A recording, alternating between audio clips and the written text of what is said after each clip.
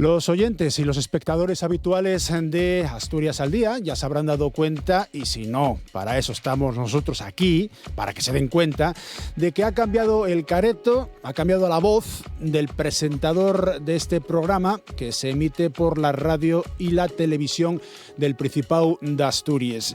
¿Quién me iba a decir a mí que tras casi 25 años destrozando informativos en la radio, iba a sustituir temporalmente a Roberto Pato al frente de este espacio? No se preocupen, prometo que será una sustitución temporal y que en poco tiempo el titular de Asturias al Día volverá a meter goles. Porque este que les habla es el que sale en el minuto 85 de la segunda parte a tratar de mantener un resultado que hasta ahora es más que positivo para el equipo. Espero no meter muchos goles en propia meta. Vamos, no destrozar demasiado este partido. Como decía Emilio Aragón en aquella televisión de los primeros años 80, qué viejos somos, manín. Yo soy Nacio Varillas y usted no lo es. Asturias al Día, con Nacio Varillas. Muy buenos días, Asturias. Muy buenos días, Asturias. El Asturias al Día de este lunes, de este 10 de noviembre de 2025, nos va a permitir conocer más sobre al menos 3 asuntos: los cursos de especialización de la formación profesional, los conocidos como másteres de la FP, el concepto de la biomimética, es decir, de la disciplina que se basa en imitar la naturaleza para buscar soluciones a los problemas humanos. En este caso vamos a hacerlo con Marlene López, fundadora del Laboratorio Biomimético de Llaíñez, en el Concello sobre Escobio, autora del libro Edificios como árboles, ciudades como bosques. Y cerraremos el programa charlando con los músicos asturianos Ricardo Fernández Rico, Constantino Blanco y Eduardo Riol, miembros de algunos de los 7 grupos que participan este sábado, el 15 de noviembre, en el Prau La Chalana, en el Concello Llaviana, en el festival Pipo Rock, en el que todos los beneficios serán para la asociación ELA Principado.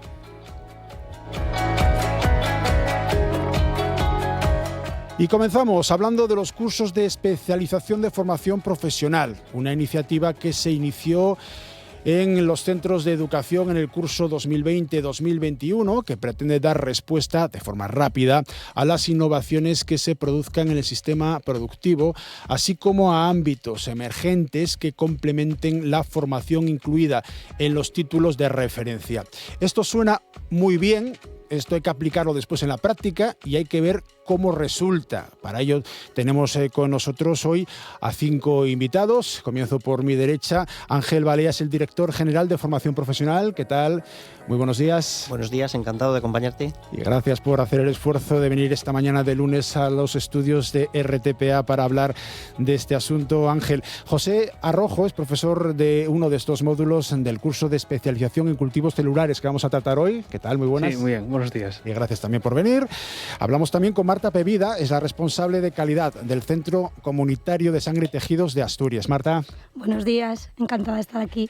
Y con Pelayo de la Lama, es exalumno de este curso de especialización en cultivos celulares. Ya está contratado precisamente por el Centro Comunitario de Sangre y Tejidos. Aquí buscamos goleadores, gente que sea capaz de no solo mantener el resultado, sino además también de ya, bueno, pues dentro del ámbito de tu actividad, conseguir un contrato profesional después de haberte formado convenientemente. Buenos días. Buenos días. Y una persona que ya sonará a muchos de los oyentes y de los espectadores de Asturias al Día es Iván Diego, es el coordinador del programa Asturias Forest Team de Valnalón, que es el que se encarga de coordinar estos estudios, este tipo de formación, estos cursos de especialización de formación profesional. ¿Qué tal, Iván? Hola, buenas, muy bien. Bueno, yo no coordino los cursos de especialización, yo planteo el programa, pero los cursos... La idea de que se pueda desarrollar este programa aquí también gracias a ti, en este caso, en representación de Valnalón y del programa Asturias Forest Team. Bueno, pues con estos invitados vamos a desarrollar en los próximos minutos, hasta las 10 de la mañana, este programa Asturias al Día, un programa que hoy se centra en los cursos de formación, de cursos de especialización de formación profesional. Para comenzar, vamos a hablar del asunto sabiendo más cosas sobre ello, porque lo que nos gustaría, Iván, es conocer qué nivel de implantación tiene esta modalidad formativa a nivel estatal. Yo decía antes que son los másteres de la formación profesional. Sí, bueno, eso ya es la manera en la que se denominaron de manera informal, ¿no? Pero bueno, la denominación formal y cursos de especialización. Yo antes de comentar esto, nada, da a la gente 4 pinceladas, porque yo creo que este debe ser ya el 5º o 6º año que estamos haciendo programas aquí en la RPA sobre educación científico-tecnológica. Entonces, comentar un pouco que é isto de Asturias for STEM e que é o que estamos facendo al rodio deste programa, ¿no? Nosotros básicamente estamos facendo 3 cosas desde Valnalón. Una é organizando la Feria de la Ciencia y la Innovación, que esto fue el año pasado, fue la 3ª edición, que esto hacémoslo en colaboración con FICIT y con la Consellería de Ciencia. Otra parte importante de lo que facemos é coordinar, organizar formaciones de profesorado, por ejemplo, y casi siempre procurando que sean en colaboración con centros de investigación o con la Universidad de Oviedo. El año pasado, por ejemplo, hicimos pues un curso en el Instituto del Carbono de CSIC, otro curso en la Facultad de Ciencias Exactas y otro en la Facultad de Xeología. Y lo último es, sobre todo, visibilizar las cosas buenas que están pasando en los centros educativos de Asturias, ¿no? Y entonces, dentro de esas cosas buenas, esa visibilización hacémosla a través de 2 vías. Una que ya la web del proyecto y, bueno, iba a decir Twitter antes de que se convirtiese en lo que ya ahora, bueno, pero también lo hacemos ahí. Y después esta oportunidad que nos dais, que ya la de, bueno, pues hablar de educación científico-tecnológica en la radio pública de Asturias. Entonces, volviendo a tu pregunta, la verdad es que esto es una modalidad que lleva bastante nueva, como dijiste, y lleva como, este iba a ser el 5º curso, ¿no? Desde 2020, y realmente fue desde que se empezaron a implantar, pues la oferta pues fue aumentando de manera pues exponencial, ¿no? Pasamos de 2 cursos publicados en el boletín oficial del Estado en 2019 a 29 cursos que hay actualmente, ¿no? Es decir, la mayoría de estos cursos, para que la gente lo entienda, son cursos que van dirigidos, o la principal vía de acceso sería tener una titulación de grado medio o de grado superior, ¿de acuerdo? Aunque ya es verdad que después cuando mires a la oferta, estoy hablando siempre, dando cifras a nivel estatal, prácticamente el 83% son cursos de especialización dirigidos a titulados de grado superior, ¿vale? Los datos que tenemos, que nos dicen, y bueno, por daros una... con los datos, por ejemplo, respecto de participación del curso 2023-2024, que son los últimos que puso a disposición el Ministerio de Educación, tenemos, bueno, pues estaban ofertados en aquel momento 7 cursos a los que se accedía desde grado medio y 17 desde grado superior. En familias profesionales, pues de unas 3, 4 familias profesionales de aquella. El que salgan en el BOE, no significa que se implanten directamente, sino que tarda un poquitín, ¿vale?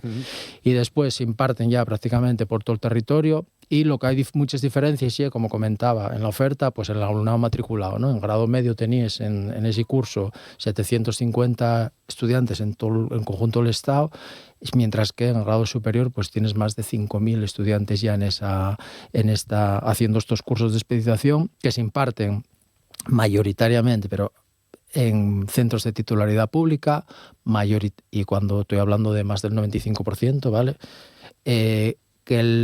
Que también mayoritariamente de forma presencial, aunque ya empieza a haber alguna posibilidad de hacer algún curso en modalidad a distancia, y después en los que se dan unos patrones que al final no dejen de reflejar también realidades que vienen a lo mejor heredadas de lo que ya la realidad, pues por ejemplo, cuando hablamos de brecha de xénero en los ciclos de grado medio o grado superior, en función de unas familias profesionales, pues aquí también se observa esa brecha de xénero, porque tenemos en los de grado medio solo hay un 28% de mujeres, y en los de grado superior esa brecha de xénero ya aún mayor, porque solo hay un 15% de mujeres.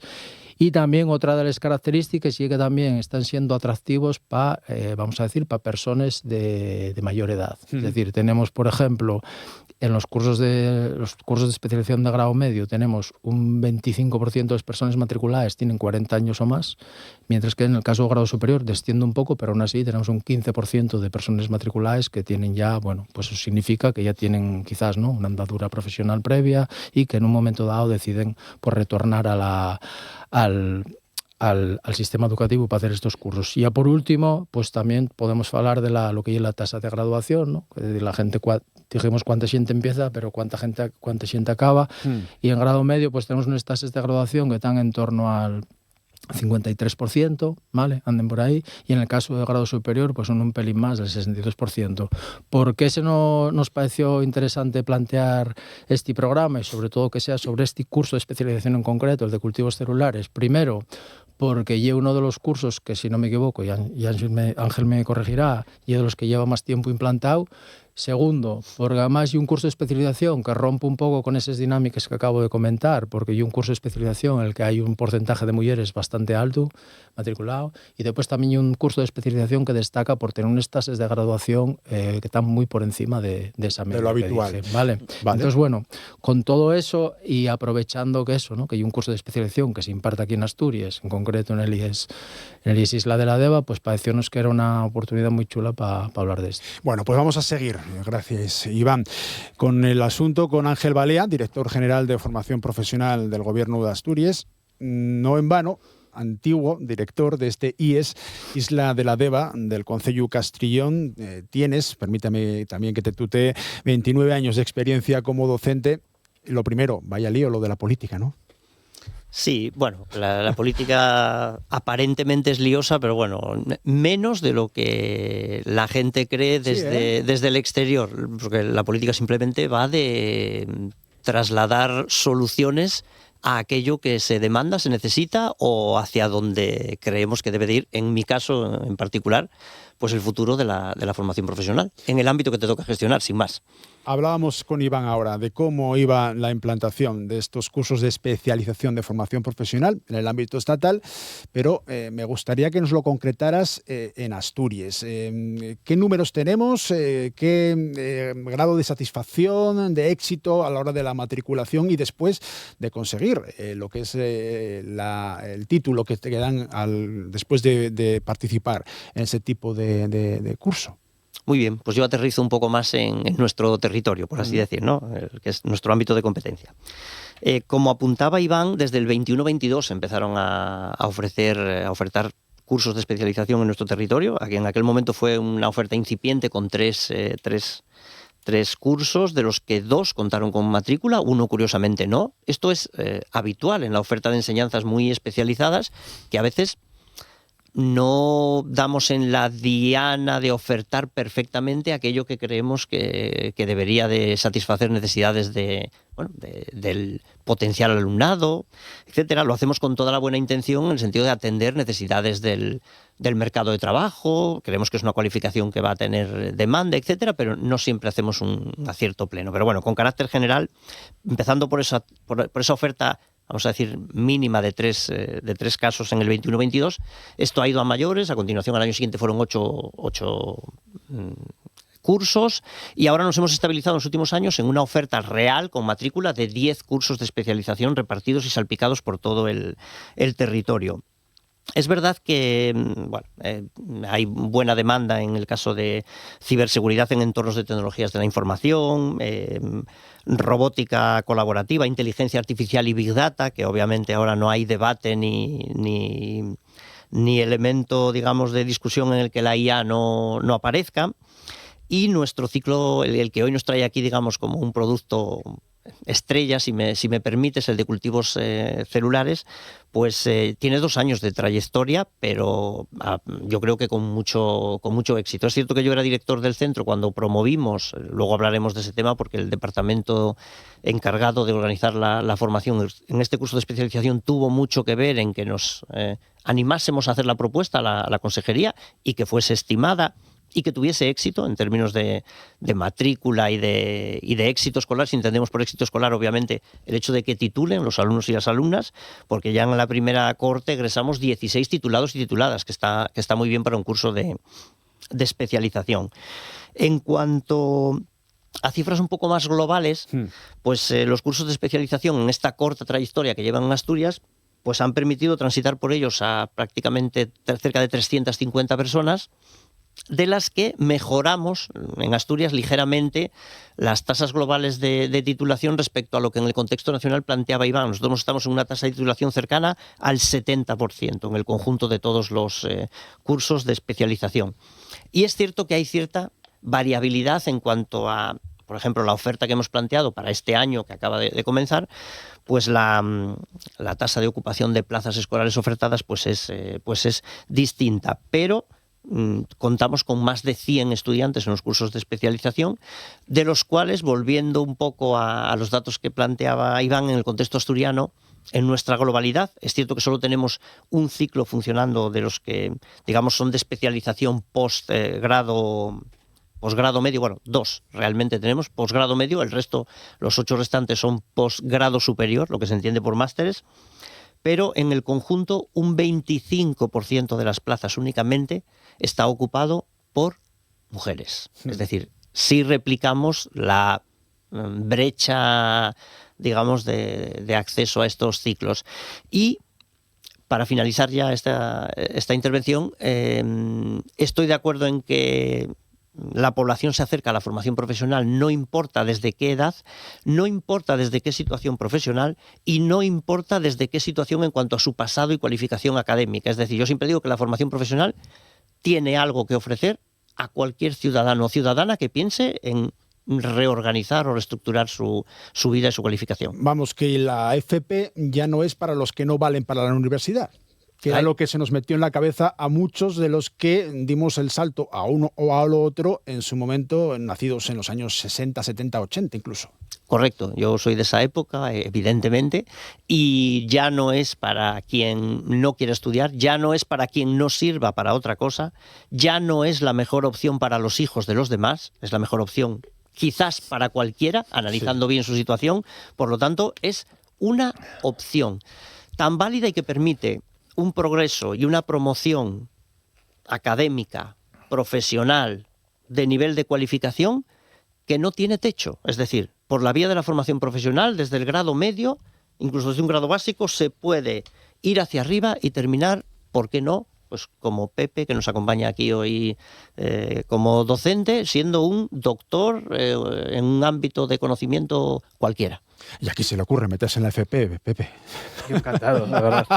Yo estaba pensando en la docencia en secundaria y probé la FP y vamos, me enamoró porque es un contenido más especializado donde el trabajo que has hecho previamente lo puedes aplicar y puedes ayudar a transmitirlo al alumnado de una manera mejor. A lo mejor secundaria es más general, pero yo que, por ejemplo, como él decía, había hecho la tesis doctoral, dar clase de laboratorio, dar clase ahora de cultivos celulares, que es prácticamente lo que más he hecho durante mi tesis doctoral, claro, es una oportunidad que me parece que va en beneficio del alumnado y de la formación que se le da. Porque José Arrojo, Pepe, es licenciado en Biología, doctor en Virología, es profesor funcionario desde 2018, trabajas actualmente en el IES Isla de la Deva impartiendo uno de los módulos del curso de especialización en cultivos celulares. A ver, estamos hablando desde el comienzo de esta tertulia, de esta conversación en Asturias al Día, de esto de los cultivos celulares, pero muchos oyentes, muchos espectadores quizás no sepan ¿qué son los cultivos celulares? Te pido que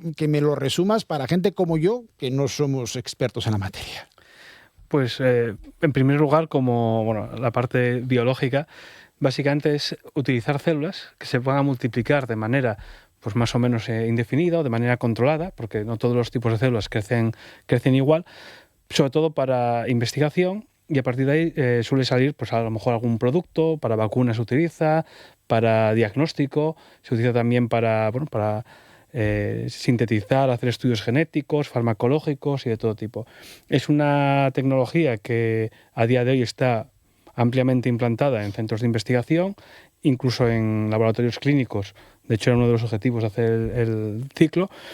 Y en resumen, en lugar de estar utilizando tantos animales o tantos otras sustancias o reactivos que a lo mejor no son tan fieles a lo que ocurre realmente en la vida, en un cultivo celular tienes células vivas con su fisiología, su genética, a las cuales puedes comprobar el efecto que tiene sobre ellos pues una infección viral, la mutación de un gen en concreto, y todo eso antes de pasarlo a ensayos clínicos o a trabajo con animales. Además sirve para la producción, como decía antes, de proteínas, de vacunas y de una serie de compuestos. E incluso como terapia de cara a la clínica, que es lo que hacen en el Centro Comunitario de Sangre y Tejidos. Extraen a lo mejor tejidos del paciente, los tratan in vitro de una manera pues una sala blanca con unas condiciones de esterilidad máximas, trabajan con ellas para prepararlo para reimplantar, por ejemplo, bueno, lo contará mejor eso Marta, a lo mejor, por ejemplo, hacer injertos de piel o otro tipo de tratamientos, es decir, directamente utilizar los cultivos como tratamiento clínico. Marta Pevida es bióloga de la Unidad de Ingeniería Tisular y del Banco de Tejidos del Centro Comunitario de Sangre y Tejidos de Asturias. Es la responsable de calidad de esta entidad. Casi seguimos con el símil futbolístico, me la deja votando Pepe. ¿Para qué os sirve estos estudios de cultivos celulares? ¿Qué aportan a vuestro centro? Pues mira, nosotros en los cultivos celulares, que básicamente, bueno, en el área de banco de tejidos, que es donde trabajo yo, es una técnica que realizamos a diario. Nosotros habitualmente procesamos tejidos humanos y para poder controlar y chequear que estos tejidos están bien, tenemos que utilizar los cultivos celulares. Aprovechamos diferentes test para controlar la compatibilidad o la biocompatibilidad de esos tejidos. De alguna manera lo que hacemos es, con la ayuda de cultivos celulares, sabemos que esos tejidos se van a poder implantar en un receptor. Al final, pues es una serie de controles que hay que llevar a cabo pues para que el tejido llegue en las mejores condiciones a sus pacientes. Un poco referente a lo que comentaba Pepe, tenemos además una unidad de ingeniería tisular en nuestro centro que estamos intentando desarrollar. Perdóname, ingeniería tisular, ¿qué es eso? Ingeniería de tejidos, al final es utilizando las células y los tejidos, intentamos desarrollar productos nuevos que puedan llegar a la cabecera de los pacientes. Entonces, un poco siguiendo lo que comentaba Pepe, uno de nuestros productos, bueno, digamos, importantes o en los que focalizamos todo nuestro trabajo es el desarrollo de la piel autóloga bioingenierizada, piel artificial, en la que básicamente necesitamos el cultivo de queratinocitos y fibroblastos para poder obtener ese producto y desarrollar esa piel artificial. Por tanto, es fundamental tener conocimientos y formación en cultivos celulares. Bueno, pues alguien que se ha formado en cultivos celulares, que ya está contratado por, en este caso, el centro al que tú representas, Marta, en esta tertulia de Asturias al Día, se llama Pelayo de la Lama, es técnico y superior en anatomía patológica y laboratorio clínico, y tras finalizar este ciclo formativo de grado superior, realizabas el año pasado, Pelayo, el curso de especialización de cultivos celulares, hacías prácticas en el Centro Comunitario de Sangre y Tejidos, y ya estás contratado. Ahora dime, es el peor sitio en donde me he podido meter en mi vida. Y acabamos la tertulia. No, bueno, sí que es verdad que yo estoy sobre todo en la unidad de ingeniería de tejidos con el tema que comentaba Marta de la piel artificial. Y bueno, por lo general, ser especialista en cultivos sí te abre muchas partes, por lo que decía Marta, que a día de hoy se usa mucho en controles de calidad, en investigación. Es una técnica muy, muy instaurada ya para 1000 pruebas. Y nosotros lo que hacemos básicamente, aparte de las otras labores de técnicos de laboratorio y demás, es el mantenimiento de esas células. El saber cultivarlas, mantenerlas y prepararlas para hacer esas pruebas que necesitemos para esos test y realizar nosotros esos controles.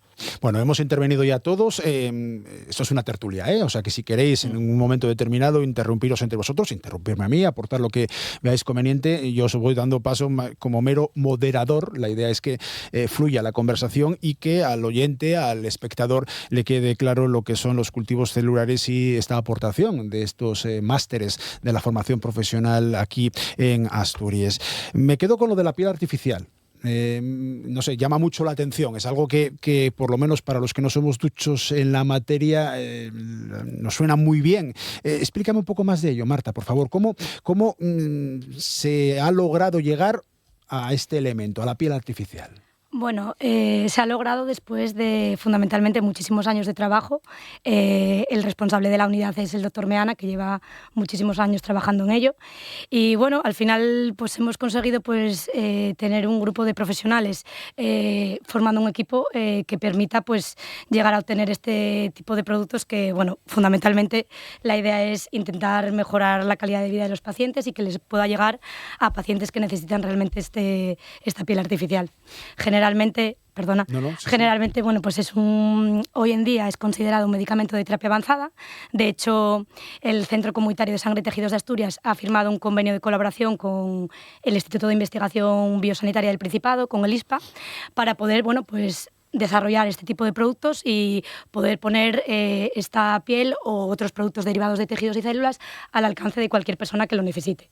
Fundamentalmente en el caso de la piel artificial, pues su aplicación clínica serían grandes quemados, nebus, patologías raras de la piel y bueno, una cantidad de patologías que pueden tener solución de forma, bueno, relativamente sencilla, pero utilizando pues como base el cultivo celular.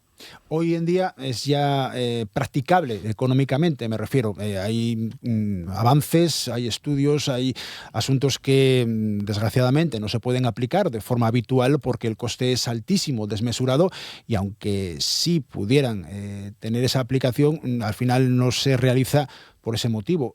¿En la piel artificial estamos hablando de lo mismo? Ocurre. Realmente, bueno, a ver, al final, para poder desarrollar piel artificial necesitas una sala habilitada exclusivamente para el desarrollo de este medicamento de terapia avanzada. Por tanto, bueno, los costes se incrementan respecto de otros tejidos, otros tipos de procesamiento. Sí que es cierto que, bueno, desde nuestro laboratorio estamos intentando desarrollar un sistema que pueda ser asumible económicamente por el sistema de salud e intentando abaratar costes, pues para hacer, pues de alguna manera, cumpliendo normativa, conseguir también abaratar el coste del producto. Entonces, bueno, estamos en ello y para eso colaboramos con el ISPA, el centro comunitario, con intención de poder, bueno, poner este medicamento a disposición de los pacientes.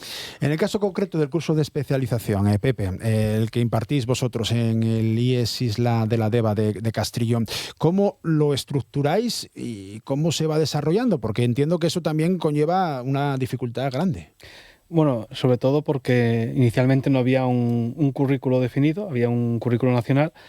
Nosotros empezamos a desarrollar y a organizar el curso a partir de ese currículo nacional.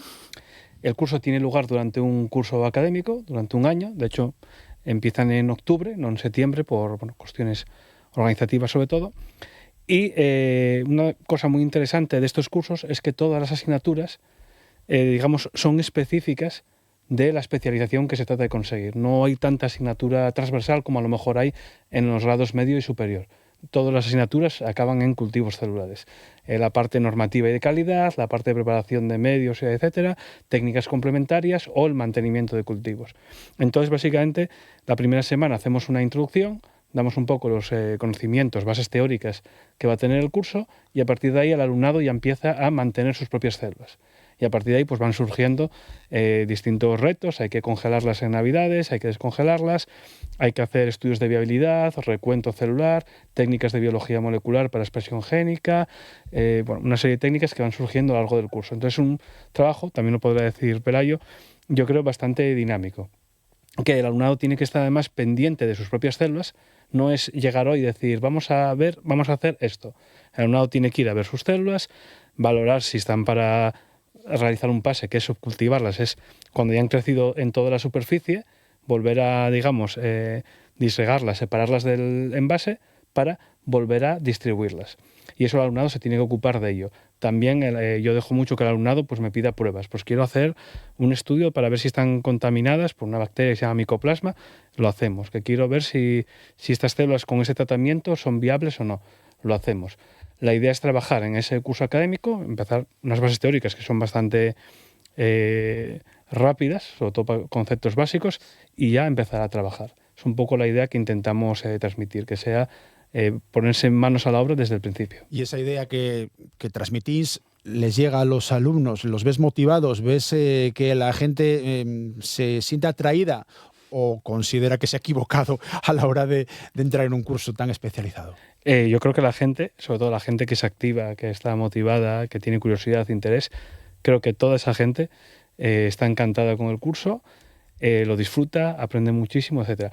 No descarto que haya gente en el curso de cultivos, no nos ha pasado, no tengo conciencia que me ha pasado, pero a lo mejor en otros ciclos de gente que entra un poco por seguir un poco, me decían mis padres que hiciera esto y que a lo mejor les sobrepasa un poco, ¿no? Que gente que no quiere tener autonomía, que prefiere que tú le digas haz esto, haz lo otro. Hay alguna gente que a lo mejor le cuesta un poco más, pero en general la gente motivada, la gente que le gusta hacer las cosas, más que estudiar y chapar cosas, sino tenemos gente que ha venido de la universidad porque decía que era muy teórica para ellos, obviamente es una opinión personal, y gente, cuando ven aquí que pueden hacer todo esto y que les da esa autonomía y esa libertad, están, vamos, encantados. Te puedo decir, Pelayo, también. ¿Eres de esos, Pelayo? Sí. Bueno, no fui desde la universidad, pero sí que es verdad que te motiva la forma que tienen en el Isla de la Deva de impartir tanto el curso como las demás FPs, pero sí que hay de todo. Pero por lo general mis compañeros y compañeras estábamos bastante motivados y pues lo que decía Pepe de pedir pruebas, todo lo que se pueda hacer ellos van a querer hacerlo y todo lo que les propongas les parece una buena idea siempre que se permita hacerlo en las instalaciones que tenemos. ¿Cómo llegas tú al curso? Porque luego, si quieres, te preguntamos también, Ángel, ¿cómo se promociona esto? Y en tu caso, como receptor, ¿cómo llegas? ¿Cómo te enteras de lo que hay y por qué decides hacerlo? Pues yo me entero porque hice, como dijiste antes, anatomía patológica y laboratorio clínico y los cursé los dos en el Isla de la Deva. Entonces yo me enteré por el equipo docente, por Pepe y demás profesores, que al final ya en el último curso de laboratorio clínico empezamos en clase a hacer algún cultivo.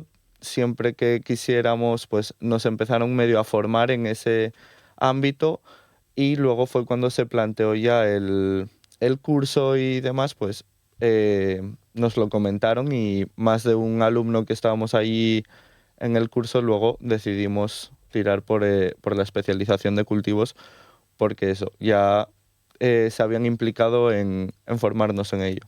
¿Cómo lo promovimos? ¿Cómo lo publicitamos? Aparte de venir a Asturias al Día, para que se sepa que existen estos cursos de especialización y concretamente, Ángel, el de cultivos celulares. Yo creo que aquí habría que ir, si me permites, un poco más a cómo se cultivó la primera célula de cultivos celulares en el Isla de la Deva, la que luego se fue replicando y se convirtió en toda esta estructura. Pues ahí yo tengo que hacer dos reflexiones muy importantes. Una es, para implantar este tipo de formaciones en un centro, cuando te lo planteas y lanzas una propuesta, porque en este caso la propuesta hay que decir que fue unidireccional, partió del centro hacia la, por aquel entonces, gestión centralizada de la Consejería de Educación, la formación profesional, y fue a iniciativa nuestra que hicimos el planteamiento. Entonces la pregunta es de quién fue la idea, quién empujó, porque detrás de esto siempre hay voluntad, compromiso y querencia por velar porque lo público responda a lo que necesita el sistema, ¿no? Pues evidentemente el Departamento de Sanidad del que Pepe forma parte, y en concreto un grupo de profesorado de ese departamento, empujaban muy fuerte y presionaban a quien por aquel entonces tenía la dirección del centro, que era yo. Al ser profe de formación profesional no quiere decir nada eso, porque la sensibilidad para empujar proyectos positivos para un centro no depende de que un docente sea de matemáticas o de formación profesional, depende. Pero ayuda. Bueno, evidentemente ayuda porque entiendes un poco más la mecánica, los objetivos y demás. Pero en aquel caso es verdad que ellos contaban con todo el apoyo del equipo directivo con el que yo participaba de la gestión del centro, pero lo que importó fue la fuerza del departamento, en el sentido de, sobre todo, compromiso por parte de los docentes. Es decir, un curso de especialización de este nivel no puede recaer, la docencia, con independencia de que haya profesorado interino que se incorpora in extremis a los centros, como todos sabemos, cuando el curso ya está comenzando, no debe de recaer este nivel formativo, estos másteres de la formación profesional, en ese profesorado, digamos, que hoy está, mañana no está, por su condición de complemento de carácter interino por las necesidades que surgen en el año tras cada año, ¿no? Sino que tiene que haber un compromiso de gente como Pepe, por ejemplo, profes con destino definitivo, con conocimiento y experiencia en el campo.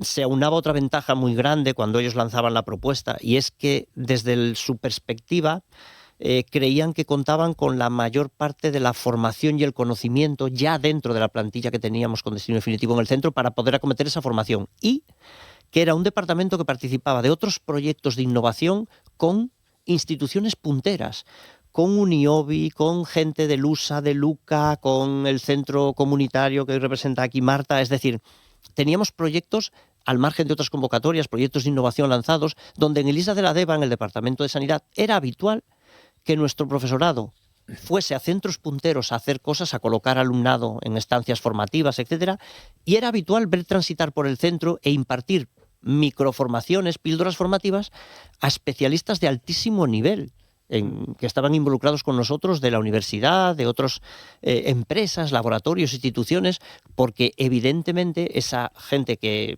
ellos lo acaban de refrendar, se incorporan técnicas de trabajo novedosas, equipamiento, metodologías, que o estás absolutamente al día, lo cual cuesta muchísimo, o necesitas gente que realmente esté muy especializada, que venga y te lo cuente y te lo enseñe. Y en el ISA de la Deva, en el Departamento de Sanidad, siempre ha sido un elemento clave ese contacto. Lo que está fuera del centro hay que dejar que entre a los centros de formación profesional, y lo que tenemos en los centros debe de salir fuera. Participaban en estancias formativas, es una figura que dentro de la formación profesional no es habitual. Digo estancias formativas, todo el mundo está pensando en las del alumnado, no. Estamos pensando en que los profesores solicitan ir de prácticas, entre comillas, de afinar su cualificación con estancias de trabajo reales en empresas, en muchas ocasiones en los mismos laboratorios, empresas, instituciones, donde luego vamos a enviar a nuestros alumnos. Esa es la mejor manera de que el docente conozca lo que realmente necesita el sistema. Claro, esa conexión que a veces no sé si estáis de acuerdo, no se produce tal cual necesitan las empresas en cuanto a la formación que se da y lo que después se desarrolla. En el caso concreto del Centro Comunitario de Sangre y Tejidos, Marta, ¿cómo adaptáis, o cómo se adapta, mejor dicho, el IES Cuenca de Nalón, iba a decir, no, el IES Isla de Deva, de la Deva de Castrillón, a vuestras necesidades? ¿Ha habido un contacto directo? ¿Habéis sido vosotros los que le habéis propuesto a ellos a vosotros? ¿Cómo funciona?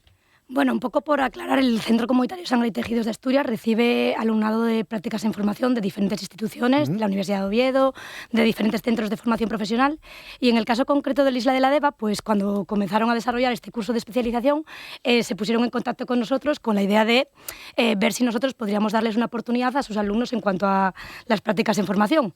Sí que es cierto que, no lo pensamos, porque realmente, como te comentábamos antes, el cultivo celular es la base fundamental de la mayoría de nuestras tareas diarias, y por lo que nos contaban era un curso especializado de alumnos que conocían muy bien el ámbito del cultivo celular. Y así fue. Enseguida, pues llegamos a una buena conexión.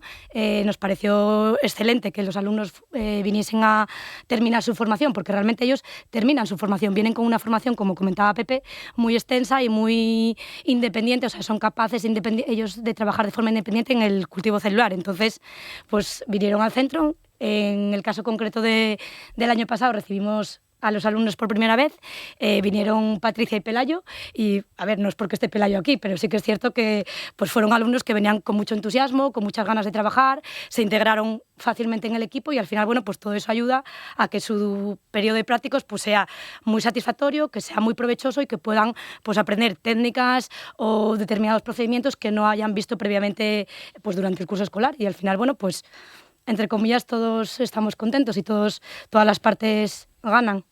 Me quedaba en el aire la pregunta de antes, que no te dejé continuar, perdóname, Ángel, el tema de la publicitación, de la publicidad, de lo que se está haciendo para que la población que es susceptible de participar en estos cursos, en este caso es un curso ya muy especializado, pero ¿cómo se hace? Porque ¿cómo me entero yo de que puedo hacer este curso? Sí.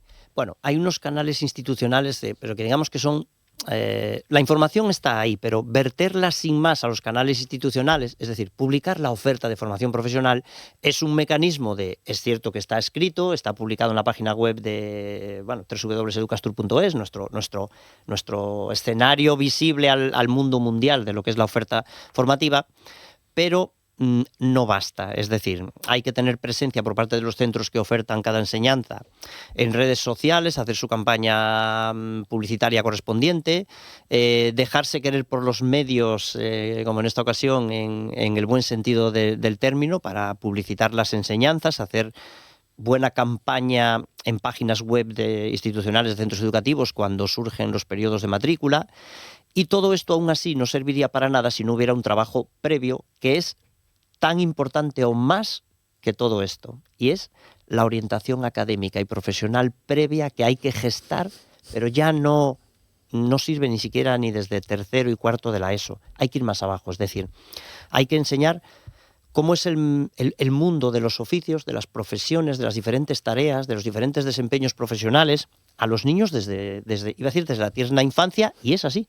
Tienen que conocer referentes y en qué consisten los trabajos de. Es decir, porque los niños y las niñas solo conocen previsiblemente y no siempre del todo los trabajos que desempeñan su papá, su mamá, sus progenitores, es decir, exclusivamente se quedan en ese ámbito muy cercano. No, es necesario que si alguien conoce lo que hace un tornero fresador, un mecanizador, un electricista, un médico, un virólogo especialista en un laboratorio, un analista de datos en una empresa determinada, etcétera, es necesario que proveer métodos para que estén en contacto con esas tareas, que visiten empresas, que haya jornadas de orientación. Tenemos que hacer un trabajo previo, no solo con el alumnado, con los chicos y las chicas, sino contarlo también a las familias de esos niños y esas niñas para que conozcan los diferentes caminos académicos y profesionales que se pueden seguir. Porque, como bien apuntabas en alguna de tus reflexiones cuando nos planteabas las preguntas sobre vicios que había en el pasado sobre quién iba a la formación profesional o quién no iba, etcétera, pues eso existe también con desempeños profesionales y con determinadas tareas que están devaluadas, con ausencia ahora mismo de vocación aparente por parte de los jóvenes, cuando realmente hay un mercado de trabajo con unas ofertas y un nivel de retribuciones que la gente se sorprendería de lo bien que se puede vivir con el desempeño de determinadas profesiones si uno tiene cierta vocación y cierta creencia por ellas, y que no cuentan a día de hoy con suficiente pool de potenciales trabajadores y trabajadoras que quieran cualificarse. Estamos hablando permanentemente en todos los sectores, yo me canso de escucharlo en el mundo de la formación profesional, de que carecemos de relevo generacional, pero el relevo generacional tenemos que abonarlo desde más abajo. Sí, y afondando en lo que comenta Ángel, yo creo que también a nivel de visibilización, y estábamos falándolo antes de entrar aquí, también tenemos un problema con que a veces tenemos una visión muy estrecha de lo que son referentes. Y es decir, cuando estamos, yo en la parte que me toca, todo lo que respecta a la educación científico-tecnológica, o eso que algunos llamen educación STEM, ahí si te das cuenta hay muchísimos programas que traen a xente, a profesionales, a les aules, ¿no? Pero claro, parece que solo son referentes los investigadores principales, la gente que saca un doctorado, y claro, Pelayo y un referente.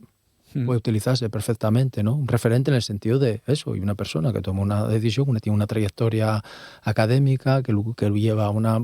Y eso yo creo que hay que hacer mucha autocrítica por parte de la xente, las instituciones que estamos o que están con muy buena intención fomentando todo este tema de las vocaciones científico-tecnológicas, en el sentido de que hay que abrir un poquitín más la mirada, ¿no? Y no tener esa mirada que al final no deja de reproducir, pues eso, ¿no? Esa mirada cierta medida elitista, el que parece que solo, ¿no? Este discurso también de una excelencia malentendida, y obviamente tienen que entrar en les aules pues xente que tiene ese perfil, ¿no? Que siguió una trayectoria, vamos a decir, la convencional, o esa que se suponía que era la buena, ¿no?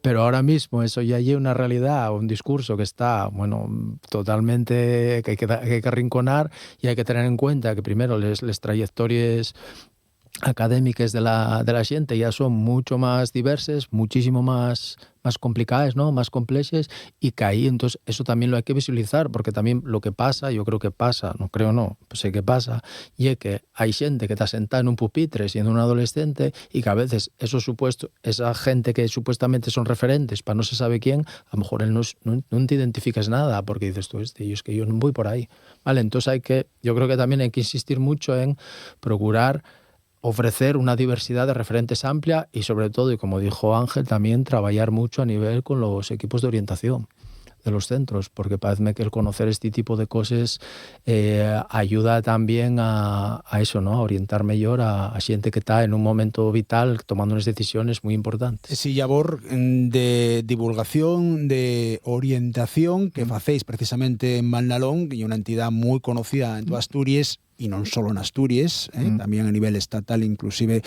a nivel mundial, por ejemplo, con la emprendeduría, que era algo que en su día sonaba muy raro, como vas a meter a niños de 4, 5, 6, de 10, 12 años a emprender, a saber ser empresarios y de algo que ya está completamente consolidado. Bueno, estamos desviándonos del tema, pero non é eso con lo que procuramos con esto del emprendimiento, non é que sepan ser empresarios, vale? Y desarrollar competencias y después, si es empresario trabajes por cuenta llena, pues van a ser cosas que te van a servir probablemente, pero non queremos que los niños de primaria ya quieran ser empresarios. No, bueno, hombre, saber por lo menos y no se asustar con ello. No, pero sí, es verdad que...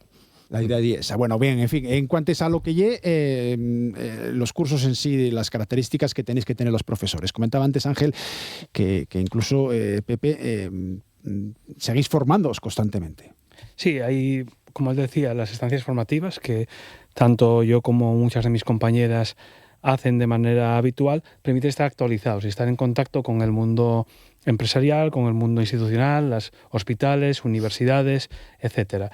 También te permite ver el trabajo que realmente realiza el técnico de laboratorio para entender mejor qué enseñarle en el aula, porque muchas veces vienes de un mundo, como decían, un poco académico y a lo mejor no estás tan en contacto con la parte práctica.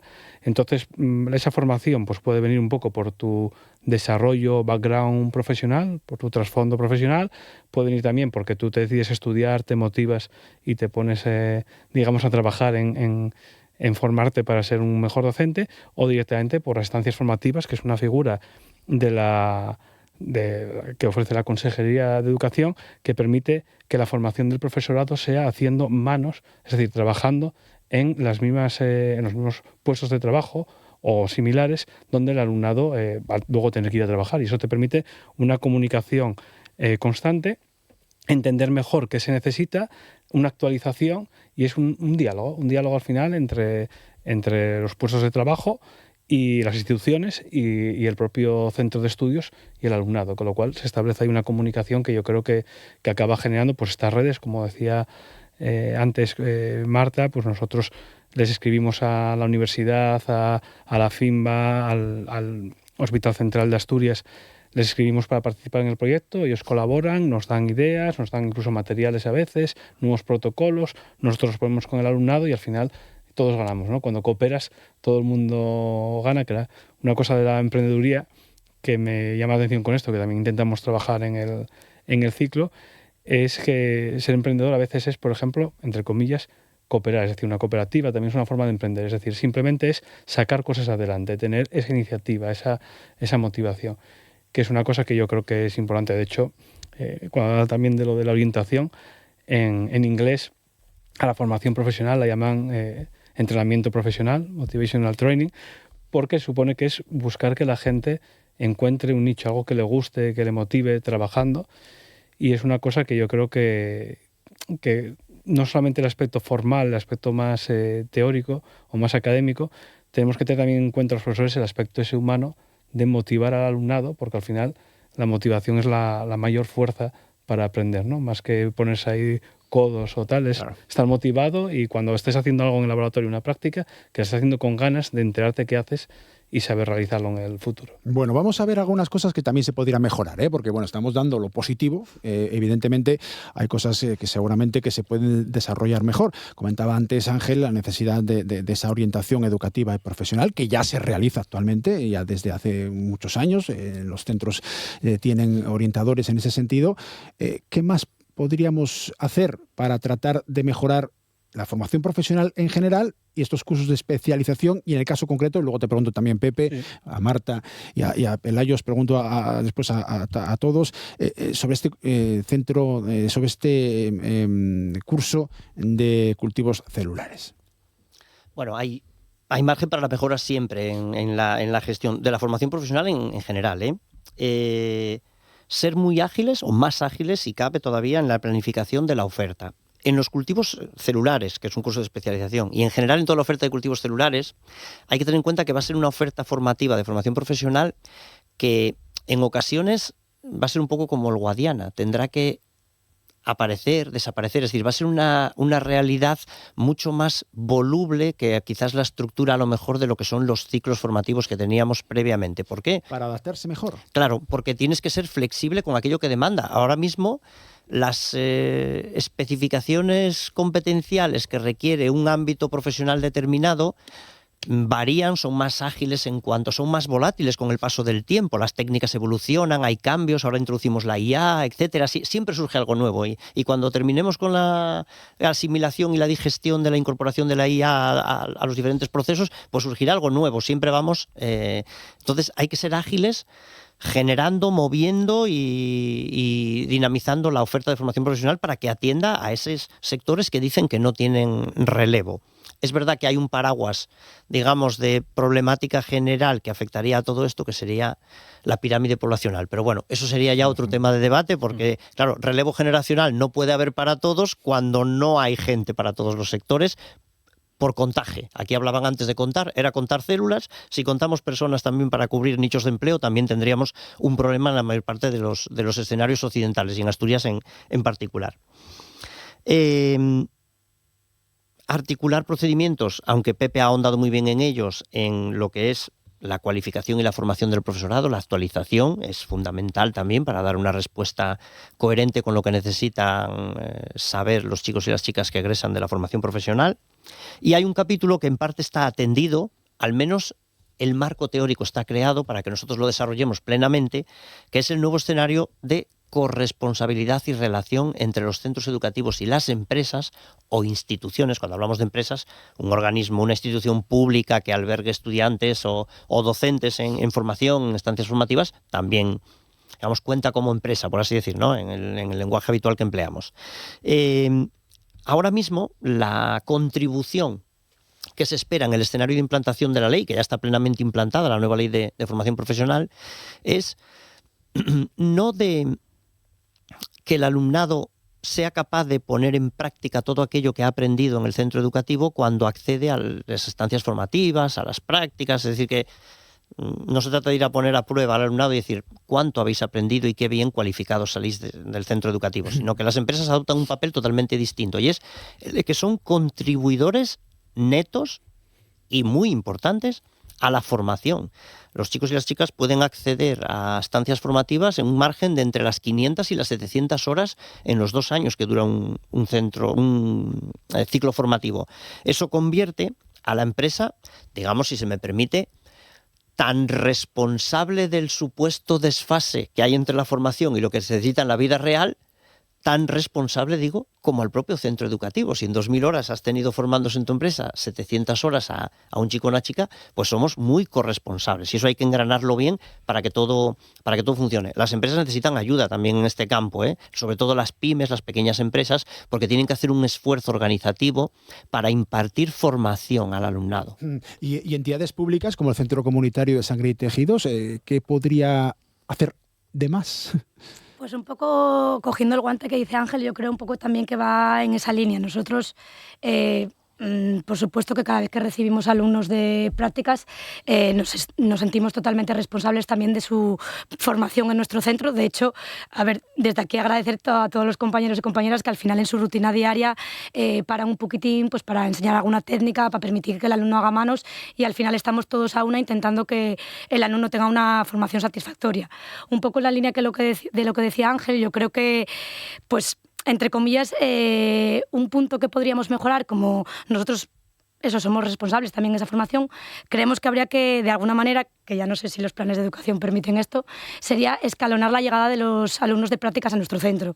Precisamente por lo que comentaba Ángel, nosotros tenemos que tener una logística y una organización que en muchas ocasiones recibimos alumnos al mismo tiempo pues de diferentes centros de formación o diferentes ámbitos de formación. Entonces, si queremos mantener esa formación de calidad y asegurarnos que la estancia sea satisfactoria, pues una idea que lanzo al aire pues sería que en vez de los periodos de prácticas que fuesen entre abril y mayo, pues que pudiesen ser escalonados y desde enero estar recibiendo alumnos. Pues ¿para qué? Pues para de alguna manera poder acceder a una formación de mayor calidad, pese a que ya es una formación de mucha calidad tanto en el centro como en la empresa y así, bueno, pues intentar pues distribuir mejor los recursos que tenemos. Un poco esa sería lo que se puede pedir desde la empresa.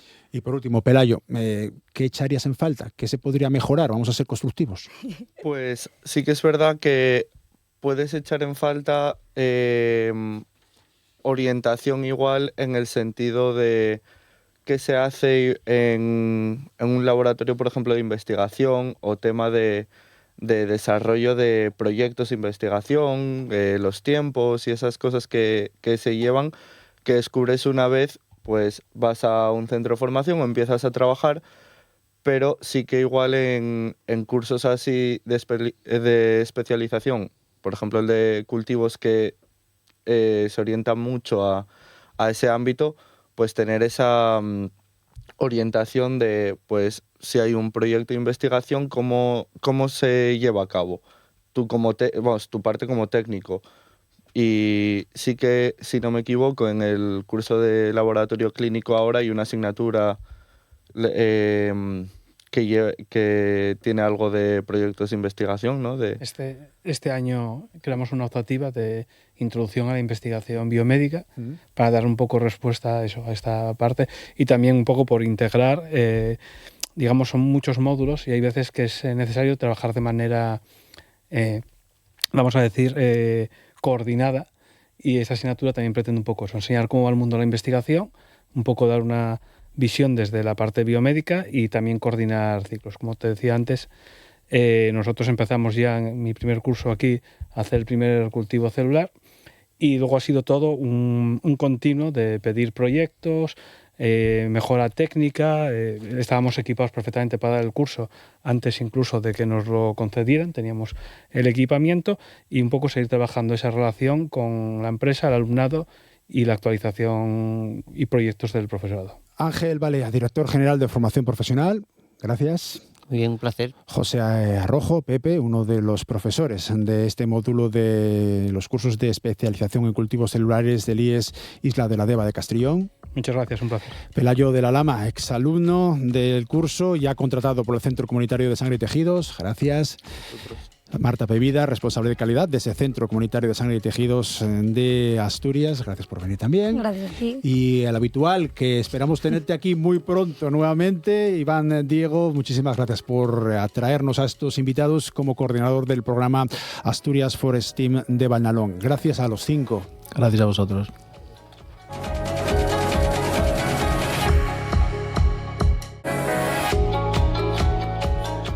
He de confesarles que preparar la siguiente entrevista que tenemos hoy en Asturias al Día me ha permitido descubrir un término que hasta ahora desconocía, lo de la biomimética. Es decir, la disciplina que busca soluciones a los problemas humanos imitando a la naturaleza, que eso es lo que significa. Vamos, que busca soluciones tecnológicas que sean eficientes, que sean sostenibles, inspirándose en la evolución de millones de años de la vida en la Tierra, lo que viene siendo la naturaleza. Se aplica en campos como la arquitectura, de eso vamos a tratar hoy, la medicina, la robótica, el diseño de materiales o la movilidad, entre otros muchos.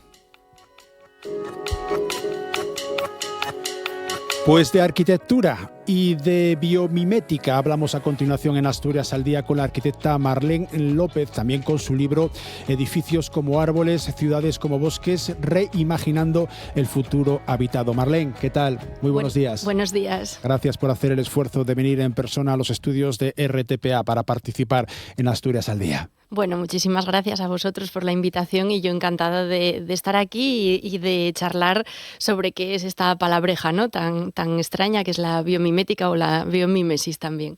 Después de graduarte en la Escuela de Arquitectura de la Universidad de A Coruña, estudiaste un máster de Arquitectura Biodigital en Barcelona. Obtuviste el doctorado, por cierto, cum laude, en nuestra universidad, en la Universidad de Oviedo, con mención internacional por la University College de Londres, con una tesis que ya veíamos por dónde iban los tiros. Se titulaba Envolventes arquitectónicas vivas que interactúan con su entorno, naturalizando el diseño. Vamos, una declaración de intenciones. Sí, de hecho, esa tesis, bueno, pues es el comienzo del libro, ¿no? que vamos a hablar hoy. Y realmente, bueno, cuando me propusieron la idea de escribir este libro, yo pensaba que lo tenía ya todo hecho con la tesis y que simplemente era pues darle forma a un público más general, más amplio. Pero al final el libro, bueno, pues fue mucho más que la tesis y investigué en muchísimos más temas que la tesis, ¿no? Que al final, bueno, la tesis era más centrada en las fachadas, en las envolventes de los edificios, cómo podríamos coger ideas de las plantas y cómo aplicar todo eso a la innovación en los sistemas constructivos, en las viviendas, en los edificios y en las ciudades. A ver, ¿cómo se va a aprender de las plantas a construir? Bueno, pues de la naturaleza se puede aprender todo, absolutamente todo. Y en el caso de la arquitectura voy a hacer un símil que lo vais a entender muy rápidamente, que es si nosotros pensamos en un animal, cuando llega el frío o llega una tempestad, llega unas condiciones muy malas, ¿el animal qué hace? ¿Se queda ahí quieto o huye o a protegerse? ¿No? Vale, ¿la planta qué hace? La planta no puede moverse, la planta no puede desplazarse, la planta permanece en un mismo lugar y ahí tiene que soportar pues, la sequía, el frío, la humedad, el exceso de agua, la congelación, todo. Y los edificios, cuando están expuestos a todas esas condiciones, no dejan de ser como las plantas, ¿no? No podemos salir corriendo con nuestras casas y protegernos o llevárnoslas a lugares donde hay unas condiciones más favorables, ¿no? El clima es el que es, el hábitat es el que es, y al final pues hay un paralelismo entre las plantas y los edificios, solo que las plantas saben dialogar muy bien con el entorno, saben interactuar y tienen soluciones asombrosas y maravillosas para sobrevivir a esas condiciones pues tan hostiles, y nuestros edificios no. Nuestros edificios al final pues muchas veces vemos que hay soluciones arquitectónicas, constructivas que se repiten en muchísimas ciudades del mundo a pesar de que el clima no es el mismo. Podemos encontrar un edificio acristalado de oficinas en Berlín y el mismo edificio en Sao Paulo. Y nosotros pensamos, ¿pero es el mismo clima? No. ¿Y qué hay que hacer para conseguir ese confort interior? Pues en Berlín hay que poner una calefacción para estar calentitos y en Brasil pues habrá que poner un aire acondicionado. Claro. ¿Y eso qué implica? Pues un consumo energético, una contaminación al entorno. ¿Y qué pasaría si nosotros fuésemos capaces a diseñar esas pieles, esas envolventes de los edificios como si fuesen organismos vivos, como plantas? Te haces esa pregunta en varios apartados del libro. Por cierto, déjamelo para acá, ya no para los oyentes de RPA, sino para los espectadores de TPA. Este es el libro, está editado por Erasmus.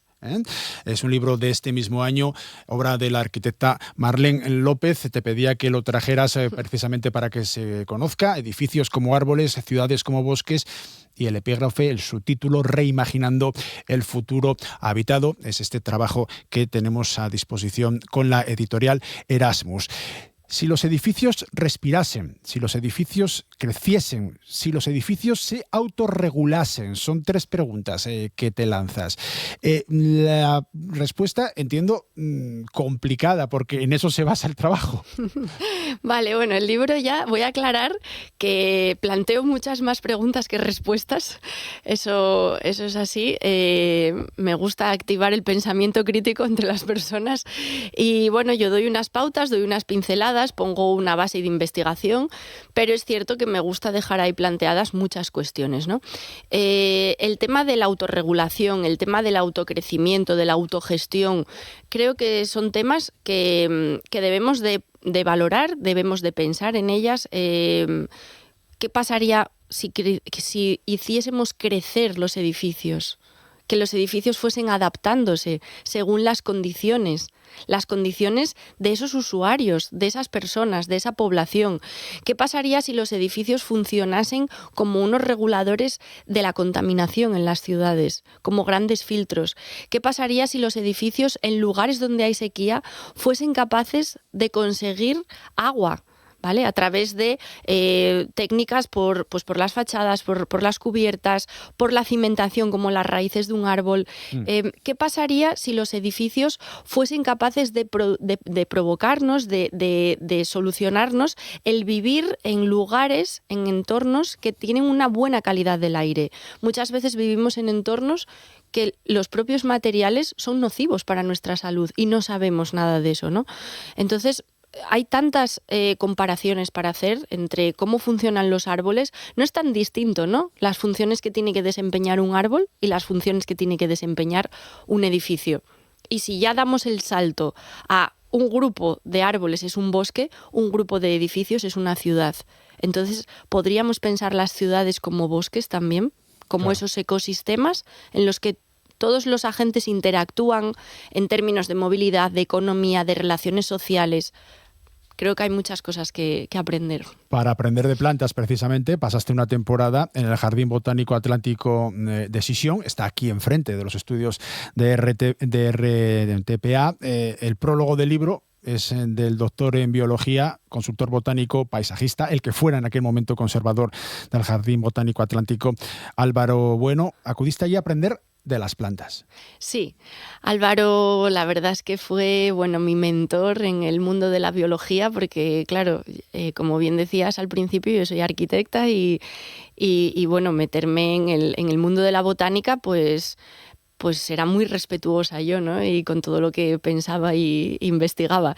Entonces, yo estaba haciendo la tesis aquí en la Escuela de Ingeniería, en el Departamento de Construcción, y empecé a visitar el jardín y Álvaro, bueno, pues me enseñó todo, ¿no? Sobre la fisiología vegetal, y acabé también pues en los laboratorios de la Facultad de Biología en Oviedo, mirando los estomas de las plantas al microscopio, y fue una experiencia pues maravillosa que me abrió pues la mente 360 grados, el entender cómo realmente funcionan las plantas y cómo son esas adaptaciones al lugar que habitan.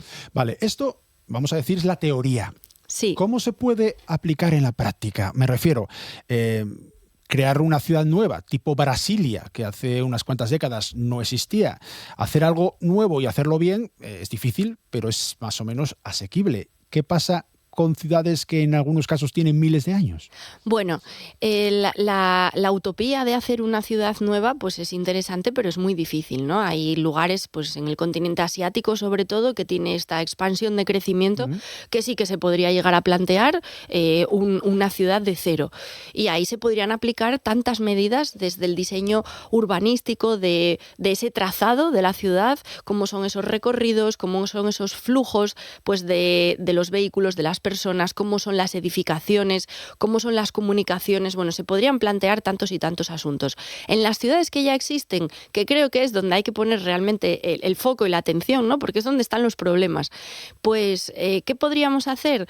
Podríamos hacer muchísimos gestos, desde pequeñas intervenciones en los edificios que ya existen en modo de rehabilitación para lograr, pues eso, una eficiencia en los consumos energéticos, para lograr un bienestar en los usuarios que ocupan esos edificios. Podríamos intervenir con diseños que superpongan esas capas a los edificios ya existentes. Igual que aquí en Gijón se hizo toda esta rehabilitación de fachadas, la famosa intervención del muro, ¿no? Y de todas estas fachadas ventiladas. Bueno, no dejan de ser soluciones muy convencionales que ya llevan en el mundo de la construcción y de la arquitectura 100 años, ¿no? ¿Y por qué no se aprovechó una oportunidad como esa para hacer un proyecto de investigación piloto en el que realmente se hubiese hecho una rehabilitación en términos locales de soluciones específicas que de verdad interactuasen con esas condiciones de la ciudad de Gijón? Te lo voy a decir yo, por cuestión de dinero. Bueno, por cuestión de dinero, yo creo que al final el dinero, que es algo que nos preocupa a todos, cuando no se invierte en investigación, pues luego es muy difícil que esas soluciones lleguen al mercado y se normalicen o se estandaricen. Yo en mi tesis doctoral planteé varios casos de estudio y un caso que estaba planteado para climas fríos, en el grupo de investigación en el que yo desarrollé la tesis, el grupo Giconsime de aquí de la Universidad de Oviedo, gracias a la ayuda de planes nacionales, pudo poner ese prototipo en marcha. Y es un prototipo que está pensado para ciudades frías, y para rehabilitación de edificios ya existentes. Y gracias a esos sistemas se podrían generar unas cápsulas, unas burbujas de almacenamiento de calor y consiguen reducir muchísimo el consumo de calefacción. Y está inspirado en plantas que tenemos aquí en el monte de Asturias, plantas que crecen pues con forma de almohadillas redondeadas. Los que os gusta, o sea, si os gusta ir al monte, a los que les guste, pues son unas plantas que estamos muy acostumbradas a ver, ¿no? Bueno, pues con la inspiración de esa planta se pudo llegar a desarrollar ese sistema y realmente eso podría estar funcionando mañana en el mercado. Pero hay que poner pues las ganas, ¿no?, de apostar también por la investigación y por la innovación de sistemas que quizás no vemos el rendimiento a corto plazo, ¿no?, porque requieren unos desarrollos importantes, conceptuales, ¿no?, y con materiales muy innovadores y con técnicas, bueno, que hay que apostar por la investigación, desde luego. Todo esto, este conocimiento que has ido adquiriendo con tu formación de arquitectura, pero también en botánica, en paseos por el monte, en simplemente tener los huellos y las orejas abiertas, que eso es importantísimo, lo plasmas en Llaiñes, en Ladines, en el Concello Sobrescobio, en el laboratorio biomimético. Sí. Sí, bueno, esa es una aventura que se inició en el año 2020, en plena pandemia. Bueno, yo estaba aquí muy vinculada, pues eso, a la Universidad de Oviedo, pero quería un cambio, ¿no? Y Ladines es el pueblo de mi familia por parte de madre. Yo crecí allí con mis abuelos, gracias a ellos pues les debo toda mi pasión y mi amor por la naturaleza. Ellos me enseñaron a ver el monte, a apreciarlo, a disfrutarlo y eso, bueno, pues al final estaba ahí, ¿no? Desde muy pequeñina, pues toda esa observación estaba ahí sin yo darme cuenta. Y no me imaginaba otro lugar para montar un laboratorio biomimético que Ladines.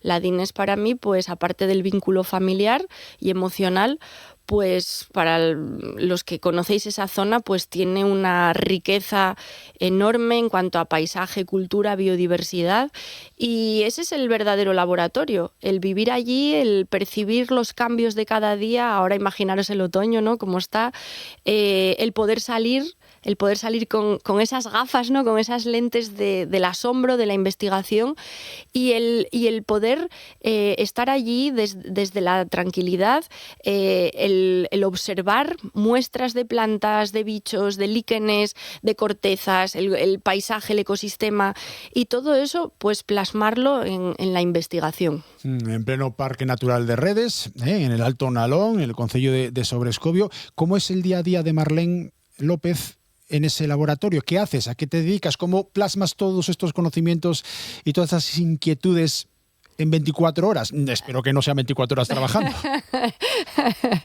Bueno, a veces mis días parece que tienen 50 horas. Vale, pues bueno, ¿cómo lo plasmo? Pues, a ver, yo soy una apasionada de la divulgación científica en mayúsculas y bueno, pues hago muchas cosas, ¿no? Hago mucha escritura, como los libros, artículos, colaboro con diversas publicaciones. Luego, pues también me dedico muchísimo a la docencia, soy profesora en colaboración con diferentes universidades nacionales, también tengo alguna colaboración con universidades internacionales y la docencia pues es algo que siempre me entusiasmó. Entonces, bueno, en Ladines pues durante todos estos años organizamos encuentros didácticos, encuentros de aprendizaje con personas de todo el mundo, la verdad, y en los que enseñamos pues a mirar la naturaleza con otros ojos y que cada uno luego lo aplique a su terreno, ¿no? Vale, que es verdad que al final yo vengo del mundo del diseño, del mundo de la arquitectura, pero hace unos años pues me di cuenta de que todo esto había un interés muy profundo en los profesionales de la docencia, en los profes. Y de ahí pues yo también estaba trabajando ya con niños de manera paralela. Me empezaron a surgir pues trabajos, llamadas para trabajar con los más pequeños y de ahí surgió otro libro que tengo que es pues cómo transmitir todo esto a los más pequeños, que para mí, bueno, pues es la gran oportunidad y son los inventores del futuro.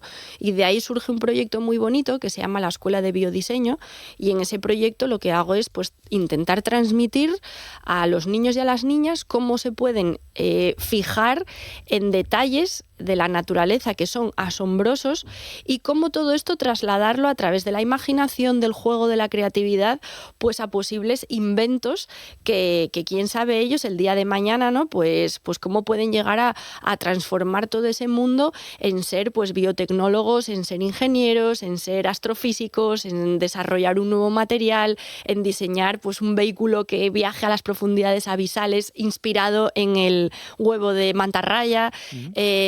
Y bueno, y hay un gran interés por la comunidad educativa de cómo introducir esto en los colegios también, ¿no?